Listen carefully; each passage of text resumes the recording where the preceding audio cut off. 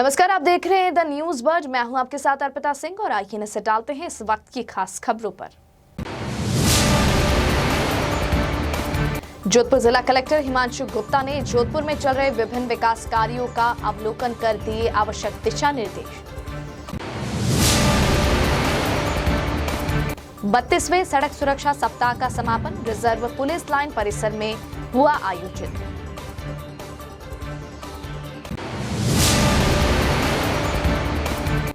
डांगियावास थाना पुलिस ने 2 अवैध पिस्टल और जिंदा कारतूस सहित एक अभियुक्त को किया गिरफ्तार। विधायक संयम लोढ़ा ने प्रशासन शहरों के संग अभियान के तहत पट्टे वितरित करते हुए सिरोही के विकास कार्यों से जनता को अवगत करवाया। और अब खबरें विस्तार से। जोधपुर जिला कलेक्टर हिमांशु गुप्ता ने मंगलवार को शहर में मंडोर गार्डन, सुरपुरा बांध, गोकुल जी के प्याऊ से सुरपुरा बांध रोड एवं गोकुल जी प्याऊ गोकुल से 8 मील मंडोर रोड तक सड़क निर्माण पर चल रहे विकास कार्यों का निरीक्षण किया। जिला कलेक्टर ने मंडोर गार्डन में चौपाटी, नाइट लाइट एवं साउंड शो में बैठक व्यवस्था का अवलोकन करते हुए आवश्यक दिशा निर्देश दिए। जिला कलेक्टर ने सुरपुरा बांध के द्वितीय फेज के तहत चल रहे कार्यों का अवलोकन किया तथा कार्य की प्रगति में गति लाने के निर्देश दिए। इस दौरान जोधपुर विकास प्राधिकरण के आयुक्त नवनीत कुमार, अपर जिला कलेक्टर द्वितीय राजेंद्र डांगा, जोधपुर विकास प्राधिकरण के निदेशक अभियांत्रिकी महेंद्र सिंह पवार आदि उपस्थित रहे। सिरोही में विधायक संयम लोढ़ा ने प्रशासन शहरों के संग अभियान के तहत मंगलवार को पट्टे वितरित किए। अब तक शिविर में बांटे 1692 पट्टे, 359 भवन निर्माण स्वीकृति व 476 नामांतरण वितरित किए गए। विधायक संयम लोढ़ा ने कहा कि सिरोही नगर चहुमुखी विकास की ओर बढ़ रहा है। सिरोही में मिनी सचिवालय, नई कोर्ट बिल्डिंग, टाउन हॉल, 2 नए पुलिस थाने, शहीद स्मारक, विवेकानंद पार्क जैसे अनगिनत कार्य हो रहे हैं। विधायक संयम लोढ़ा ने कहा कि सिरोही कालकाजी तालाब के नए गार्डन का निर्माण शुरू हो रहा है, साथ ही अन्य निर्माण कार्य भी लगातार जारी है। 32वें सड़क सुरक्षा सप्ताह का समापन मंगलवार को रिजर्व पुलिस लाइन परिसर में हुआ। समापन समारोह में यातायात नियमों से संबंधित होर्डिंग बोर्ड की प्रदर्शनी तथा यातायात शिक्षा मोबाइल वैन के माध्यम से यातायात नियमों की पीपीटी दिखाकर यातायात जागरूकता का प्रचार प्रसार किया गया। कार्यक्रम में महावीर पब्लिक स्कूल जोधपुर तथा महात्मा गांधी राजकीय स्कूल अंग्रेजी माध्यम रिजर्व पुलिस लाइन के विद्यार्थियों को प्रदर्शनी दिखाने के साथ यातायात नियमों की जानकारियां भी दी गई। पुलिस लाइन का सुमधुर बैंड वादन किया गया। कार्यक्रम के दौरान ASG आई हॉस्पिटल के चिकित्सकों द्वारा आंखों की जांच का शिविर भी आयोजित किया गया। पुलिस कमिश्नर रविदत्त गौड़ ने बताया कि जोधपुर पुलिस का यह प्रयास रहेगा कि यातायात नियमों की पालना संपूर्ण वर्ष भर करवाई जाए, साथ ही लोगों को इसके बारे में जागरूक किया गया। वैसे तो ये सड़क सुरक्षा एक अनवरत प्रक्रिया है जो लगातार जारी रहनी चाहिए। इसके लिए सप्ताह, महीने या वर्ष का कोई फर्क नहीं पड़ता है। हम इस आने वाले वर्ष में कोशिश करेंगे कि हम ज़्यादा से ज़्यादा लोगों को यातायात नियमों की जानकारी दें, जागरूकता पैदा करें और उन्हें इसके लिए मजबूर कर दें हम कि वो यातायात नियमों की पालना करें। चालान करके नहीं, बल्कि उन्हें एजुकेट करके उनके नियंत्रक अधिकारियों के माध्यम से, उनके पेरेंट्स के माध्यम से उनको समझाकर, उनको सिखाकर। को विदित है 32वां सड़क सुरक्षा सप्ताह भारत सरकार और राज्य सरकार दोनों का प्रोजेक्ट था। इसको ट्रांसपोर्ट डिपार्टमेंट और ट्रैफिक पुलिस ने बहुत ही उच्च श्रेणी की भावना के साथ में लेते हुए इस कार्यक्रम को जोधपुर के सभी नगर वासियों तक पहुंचाया। हमने प्रमुख सड़क, चौराहे, वहां पर traffic, mobile van, sliding trolley जो नया हमारे को मिला है ट्रैफिक हेडक्वार्टर से, उस पर स्लोगन्स डालते हुए, बैनर, पैम्पलेट, इन सब का वितरण करते हुए, लघु फिल्मों का प्रदर्शन करते हुए और सेमिनार आयोजित करते हुए इस कार्यक्रम को हमने आगे बढ़ाया। डांगियावास थाना पुलिस ने 2 अवैध पिस्टल और कारतूस सहित एक अभियुक्त को गिरफ्तार किया है। थाना अधिकारी मनोज कुमार परिहार ने बताया कि मंगलवार को गश्त के दौरान मुखबिर की सूचना मिलने पर डांगियावास बाईपास से संजय पुत्र राजू भारती निवासी झालमन चौराहे बापूनगर क्षेत्र से गिरफ्तार किया गया। पुलिस ने बताया कि अभियुक्त के पास से 2 अवैध देसी पिस्टल और 2 जिंदा कारतूस जब्त कर प्रकरण दर्ज किया गया। आरोपी से पूछताछ कर पुलिस पूरे मामले की जांच कर रही है। जोधपुर आयुक्त श्रीमान गौड़ साहब ने हमें ये फरमाया था। इसके अलावा हमारे पुलिस उपायुक्त श्रीमती डॉक्टर अमृता दुहान मैम ने और उच्च अधिकारी द्वारा बार बार निर्देश दिए जाते रहे हैं कि अवैध हथियार एवं नशीले पदार्थों के खिलाफ विशेष अभियान चलाया जाकर रोकथाम की जाए।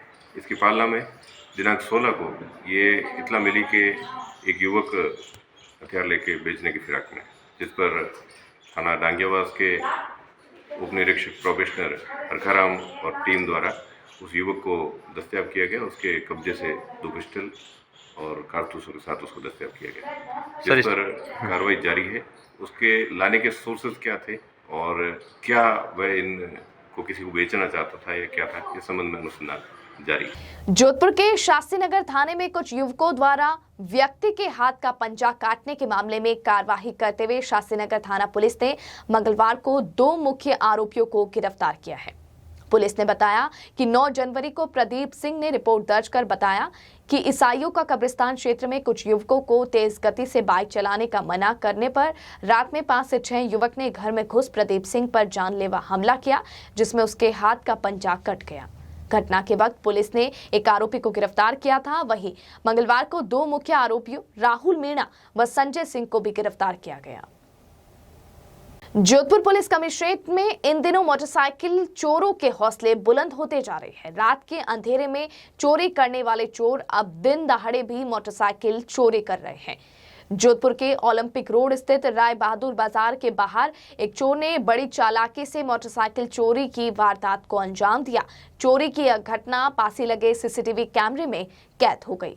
घटना के बाद मोटरसाइकिल चालक ने उदय मंदिर थाने में चोरी की रिपोर्ट दर्ज करवाई। वहीं उदय मंदिर थाना पुलिस सीसीटीवी फुटेज के आधार पर चोरी का पता लगाने में जुटी है।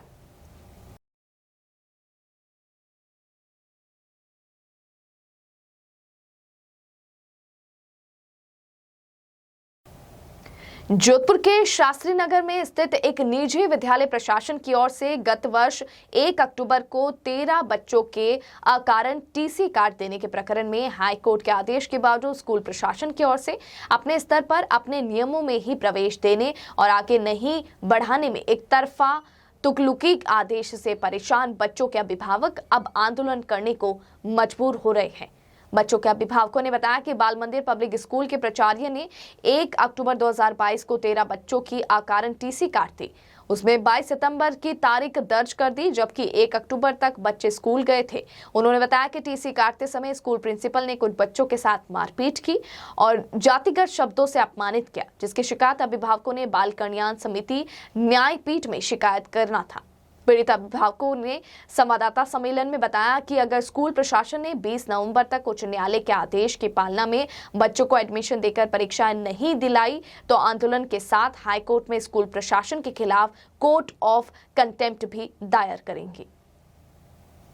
हाईकोर्ट के आदेश को एक स्कूल नहीं मान रही है। स्कूल का नाम है बाल मंदिर public school Shastri Nagar sector ई जोधपुर। उस स्कूल ने 1 अक्टूबर को 13 बच्चों की टीसी काट दी। कलेक्टर साहब ने आदेश दिया शिक्षा विभाग के जरिए कि इनको वापस लिया जाए, उन्होंने नहीं माना।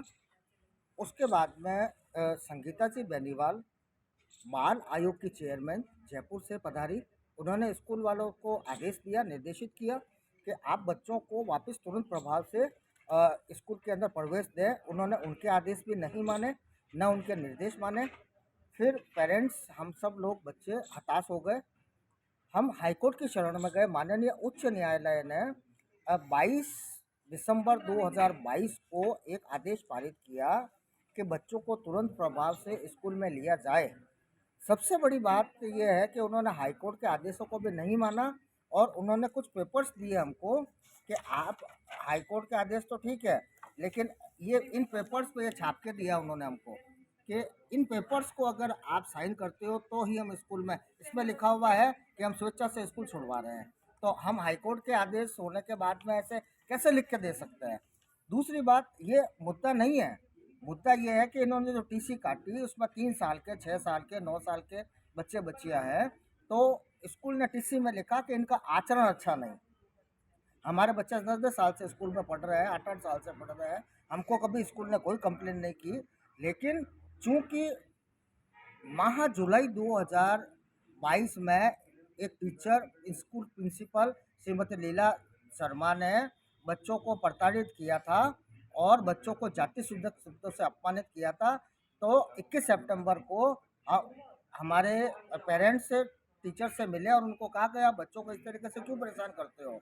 तो अगले ही दिन उन्होंने सब बच्चों के टीसी काट दी, लेकिन हमारे बच्चे लगातार स्कूल जा रहे थे, हमको कोई इन्फॉर्मेशन नहीं, अंदर ही अंदर उन्होंने टीसी काट दी। और 1 अक्टूबर 2022 को जब स्कूल की छुट्टियां पड़ने लगी दिवाली की, तो बच्चों के बैग में डाल दी और हाथ में डाल दी और कहा कि तुम्हारे स्कूल से टीसी काट दी गई है।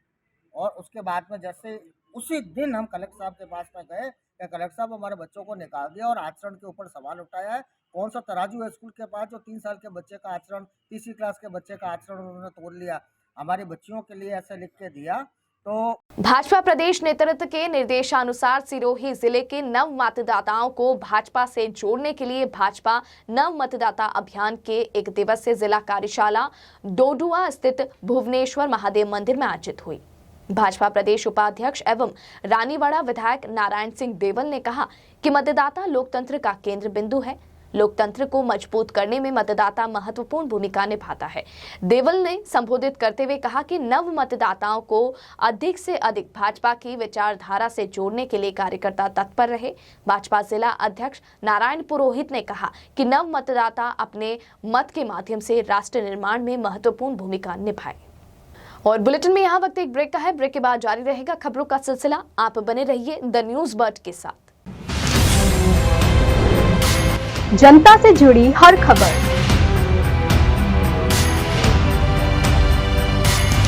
खबरों से जुड़ा हर सच,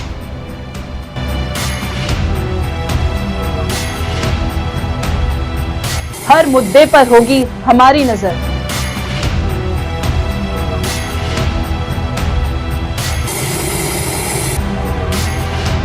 हम आपको बताएंगे खबरों के पीछे का सच।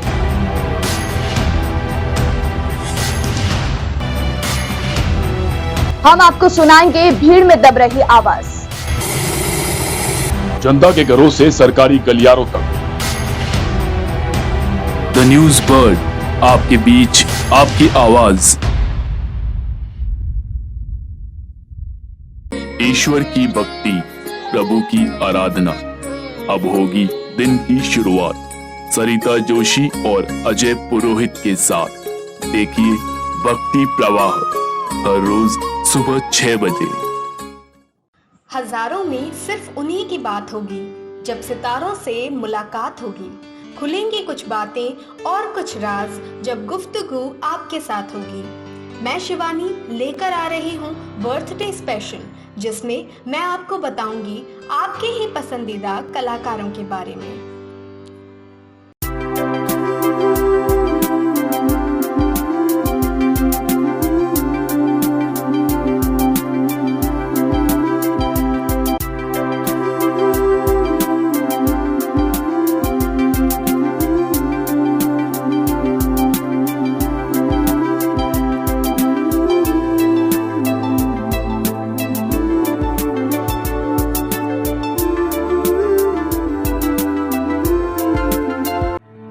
एक ऐसा प्रदेश जहां वीरों ने अपने खून से लिखा इतिहास। एक ऐसा प्रदेश जहां आज भी सुनाई जाती है वीरों की गाथाएं। एक ऐसा प्रदेश जहां के दुर्ग खुद बताते हैं यहां का इतिहास। द न्यूज बर्ड पर देखिए गौरव राजस्थान का हर सोमवार दोपहर 1 बजे। एक सितारा जिसने किया करोड़ों लोगों के दिलों पर राज, अपनी कलाकारी से कभी रुलाया तो कभी हंसाया। रंगमंच की दुनिया में जिसने की खूब अपनी जिंदगानी। द न्यूज बर्ड पर जानिए ऐसे ही सितारों की कहानी, अर्पिता की जुबानी। हेल्थ से जुड़े हर विषय पर होगी सीधी बात। देखिए टॉक फॉर हेल्थ, जहां होंगे मेडिकल एक्सपर्ट्स, डॉक्टर्स और स्पेशलिस्ट जो आपको देंगे सही राय और सही सलाह। टॉक फॉर हेल्थ हर गुरुवार दोपहर 1 बजे। ब्रेक के बाद बुलेटिन में आपका स्वागत है। नागौर जिले के धामला कस्बे के किंडरगार्टन शिक्षण संस्थान में कौशल प्रदर्शनी का आयोजन किया गया, जिसमें कक्षा 6 से कक्षा 8वीं तक के करीब 150 विद्यार्थियों ने हिस्सा लिया। बालक और बालिकाओं ने विभिन्न प्रकार के मॉडल जैसे आधुनिक मकान, फैक्ट्री, ऑफिस, डीजे, जनरेटर, हवाई चक्की, एम्बुलेंस जैसे अनेकों मॉडल तैयार कर प्रदर्शनी में प्रेक्षित किया। विद्यालय के संस्थापक और व्यवस्थापक घनश्याम कुमावत ने बताया कि किताबी ज्ञान के साथ साथ विद्यार्थियों में छुपी प्रतिभा को निखारने के लिए समय समय पर इस प्रकार का आयोजन किया जाता है, जिसमें विद्यार्थी अपनी स्वेच्छा से अपने अंदर भरे कौशल को उभार कर आमजन तक प्रेक्षित कर सके। इसके लिए बाहर से अतिथियों को बुलाकर प्रदर्शनी का अवलोकन करवाकर अलग अलग रूपों में मॉडल को देखते हुए नंबरों का आकलन करवाया गया। इस मौके पर पन्ना लाल कुमावत, धर्मेंद्र वैष्णव, सुखाराम कुमावत सहित सभी विद्यार्थी एवं शाला परिवार मौजूद रहा।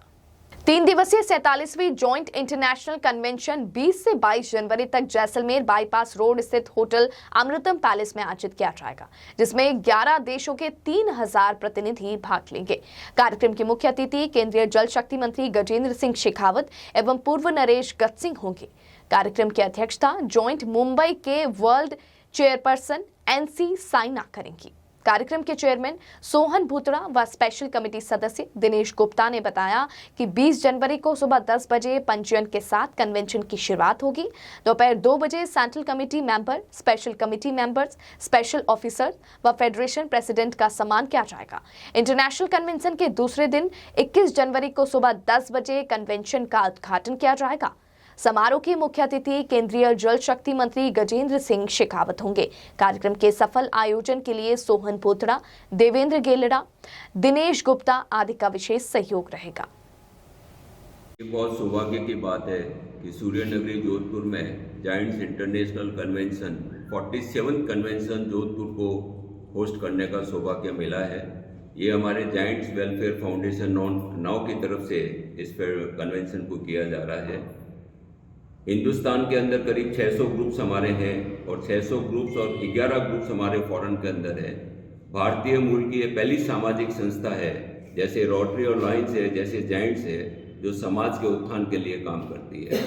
इस कन्वेंशन में करीब 2000 से ज़्यादा डेलीगेट्स थ्रू आउट कंट्री और फॉरेन से आ रहे हैं और ये 3 दिन का आयोजन यहाँ जोधपुर में रखा जा रहा है 20, 21, 22 जनवरी को। इसके अंदर 21 तारीख को हमारा ओपनिंग सेशन है, जिसके अंदर चीफ गेस्ट महाराजा श्री गजसिंह जी साहब हैं, गजेंद्र सिंह जी शेखावत साहब हैं और भामाशाह हैं और हमारी जो चेयरपर्सन है साइना NC, जो कि इस प्रोग्राम को चेयर करेगी। इसके अलावा जोधपुर के अंदर जो हमारे भामाशाह हैं, जो कि जोधपुर के उत्थान के लिए, जोधपुर के उन्नति के लिए, बच्चों के शिक्षा के लिए बहुत बड़ा सहयोग करते हैं। श्याम जी कुंभट सिंगापुर से आ रहे हैं, मनीष मुंदड़ा नाइजीरिया से आ रहे हैं और MD मोदी साहब, जो भी एक शिक्षा क्षेत्र के अंदर बहुत काम करते हैं, वो नागौर से इस फंक्शन के लिए आएंगे। और जो अभी आज की तारीख में जोधपुर के अंदर जो शिक्षा क्षेत्र के अंदर बहुत उन्नति की श्री निर्मल जी गहलोत, वो भी डाइस करेंगे। उन्होंने भी इन चारों भामाशाह ने इस प्रोग्राम के लिए हमें बहुत कुछ आर्थिक सहयोग दिया है। प्रदेश के जैसलमेर में ओरण उत्सव मनाया जा रहा है। टीम ओरण सदस्य सुमेर सिंह ने बताया कि टीम ओरण द्वारा ओरण उत्सव मनाया जा रहा है।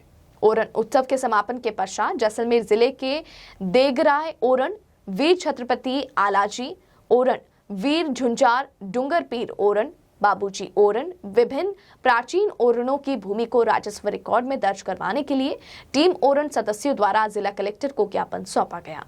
इस मुहिम में उत्तराखंड से आकर भी लोग ओरण टीम का साथ दे रहे हैं। ये कलेक्टर ज्ञापन पैदल कम से कम 600-700 किलोमीटर चल चुके हैं और अभी हमने 14 तारीख को हमने एक ओरण उत्सव स्टार्ट किया था, जो हमारा 3 दिन का रहा। जैसलमेर के देगराय ओरण में हमने रात्रि वहाँ जागरण और वहाँ के कल्चर के बारे में विचार संगोष्ठी और ये सब रखा।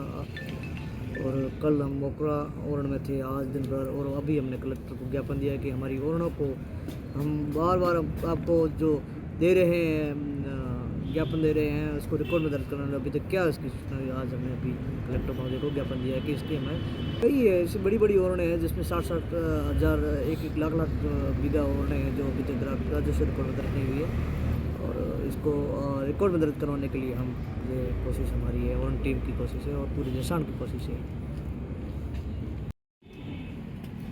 मैं ओरण महोत्सव में भाग लेने आया और सुमेर सिंह जी और भोपाल सिंह जी और पार्थ जी, इन सब ने मुझे ओरणों के बारे में इतना कुछ बताया कि मुझे लगता है कि ये वाकई में एक बहुत गंभीर मुद्दा और संवेदनशील मुद्दा है और इसके प्रति राज्य सरकार को भी गंभीर होना चाहिए और ओरणों को जितना शीघ्र हो सके उसको दर्ज करना चाहिए, ताकि इस पर जिनकी आजीविका टिकी हुई है वो लोग और जो पारिस्थितिकी तंत्र है उसके हित में भी जो हो सकता है वो सब किया जाए और औद्योगिकरण ना किया जाए इस जमीन। आपने उत्तराखंड में जोशीमठ की त्रासदी के बारे में जो देख रहे हैं वो आगे राजस्थान का भी भविष्य हो सकती है, तो इसलिए जितना जल्दी लोग सचेत हो जाएं वो बहुत अच्छा होगा उन लोगों के लिए भी। और ये लोग उस चेतना की शुरुआत कर रहे हैं और मैं चाहता हूँ कि ज़्यादा से ज़्यादा लोग इससे जुड़ें और इनका सहयोग करें और ओरणों को बचाएं। गायत्री परिवार शांति कुंज हरिद्वार के तत्वावधान में चौपासनी हाउसिंग बोर्ड के दशहरा मैदान में गायत्री तीर्थ शांति कुंज से पंडित नमो नारायण पांडे की टोली ने वैदिक मंत्रोच्चार से 24 कुंडे गायत्री हवन संपन्न करवाया। गायत्री परिजन मोतीलाल सोनी ने बताया कि हवन में माणकलाल गौड़, मुरालीलाल सोनी सहित सैकड़ों परिजन ने सप्तनिक समाज व देश में खुशहाली के लिए हवन में आहुतियां दी। आचार्य मंच से पंडित रामगोपाल मालू, जगन्नाथ बंज, रामवीर नेगी ने छोटे बच्चों के मुंडन संस्कार, विद्या आरंभ संस्कार, अन्नप्राशन संस्कार एवं गर्भवती महिलाओं के पुष्पवंसन संस्कार अर्थवेदन के विशिष्ट मंत्रों से करवाया। राजकीय आयुर्वेद औषधालय में 3 दिवसीय नस्य कैंप का आयोजन हुआ। शिविर में प्रथम दिन 82 लोगों का रजिस्ट्रेशन किया गया, जिसके तहत उनका बीपी शुगर चेक करके नस्य किया गया।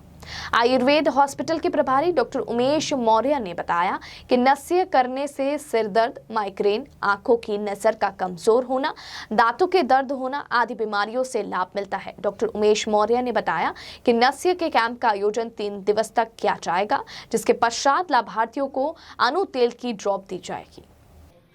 औषधालय के अंदर नस्य कैंप का आयोजन किया गया। औषधालय के अंदर जो भी ओपीडी के अंदर अपने पास पेशेंट आ रहे हैं उनका अपन नस्य करवा रहे हैं।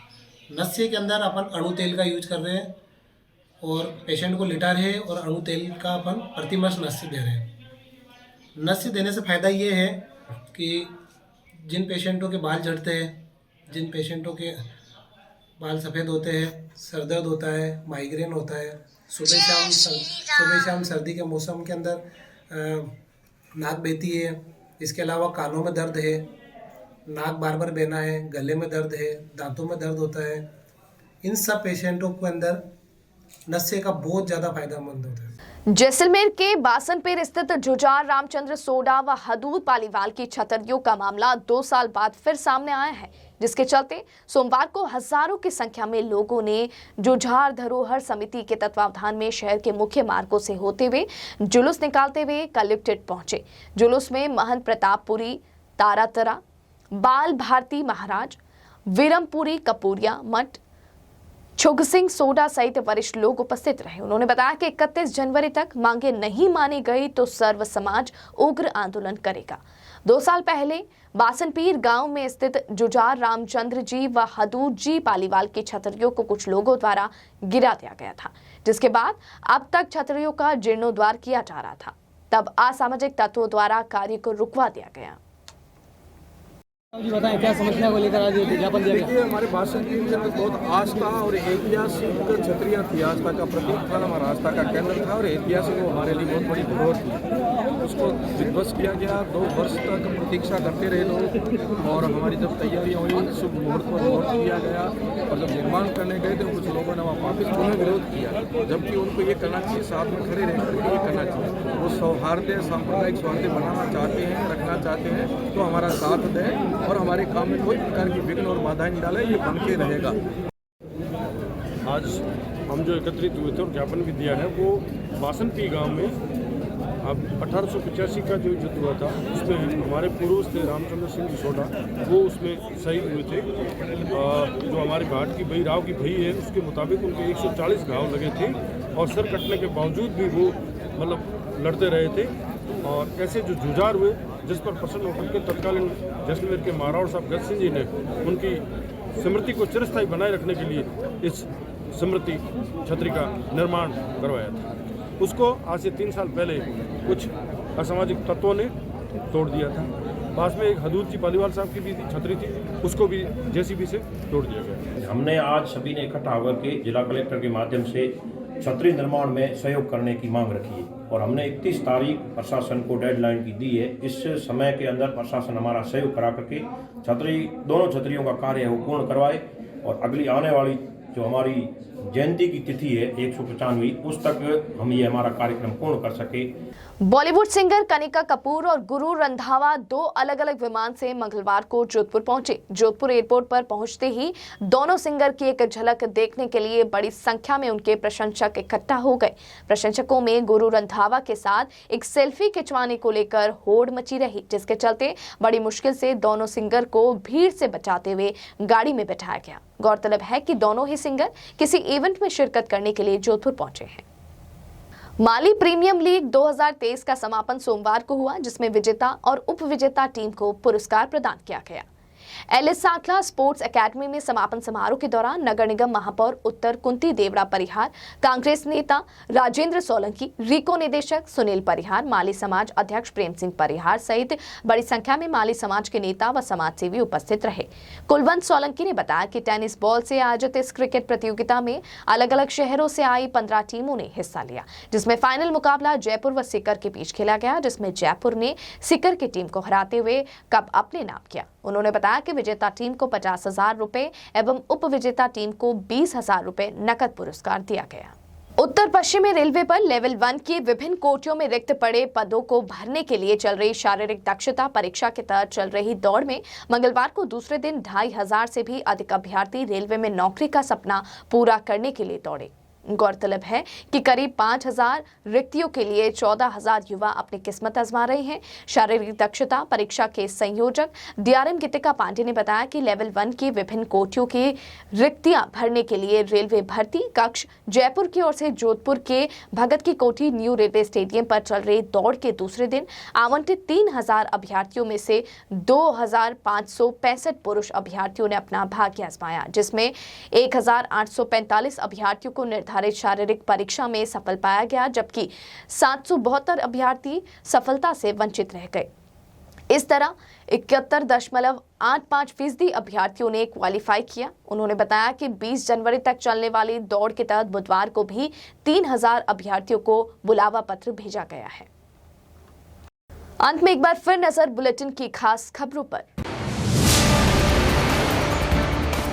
जोधपुर जिला कलेक्टर हिमांशु गुप्ता ने जोधपुर में चल रहे विभिन्न विकास कार्यों का अवलोकन कर दिए आवश्यक दिशा निर्देश। 32वें सड़क सुरक्षा सप्ताह का समापन रिजर्व पुलिस लाइन परिसर में हुआ आयोजित।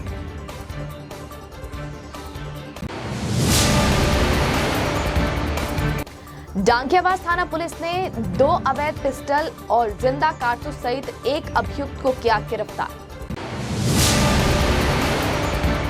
विधायक संयम लोढ़ा ने प्रशासन शहरों के संग अभियान के तहत पट्टे वितरित करते हुए सिरोही के विकास कार्यों से जनता को अवगत करवाया।